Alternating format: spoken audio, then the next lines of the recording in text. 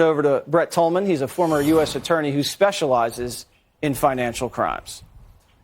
So this is new information that we learned today about foreign dirty cash going to the Biden family as Joe Biden was vice president and deal making with the countries that were sending his family the money.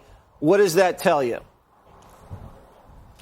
Jesse, the very first thing I thought of was how disgusting it is that it's not the Department of Justice with all of their financial investigators and all of their power of subpoena, that they're actually not the ones leading this investigation.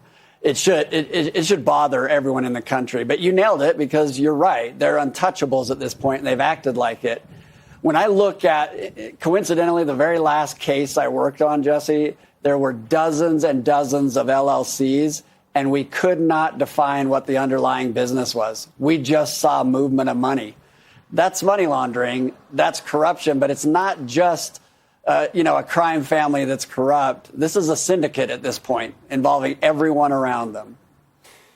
Is the Department of Justice and the FBI forced to take action at this point? There was news earlier that the FBI didn't comply with Comer's subpoena to hand over this document that should prove Joe Biden was in on this whole thing. They're not cooperating. Do you expect that to change? I do expect it to change. I think the pressure is going to be significant. The reason they stated, too, doesn't make any sense, Jesse. They stated that it's because it came from a confidential human source, so we have to keep it confidential. Well, guess what? They have the ability to go into a confidential SCIF and show the document if they want to members of Congress. They do it all the time. If it's so sensitive, they would also be investigating it. We have no indication they're investigating it.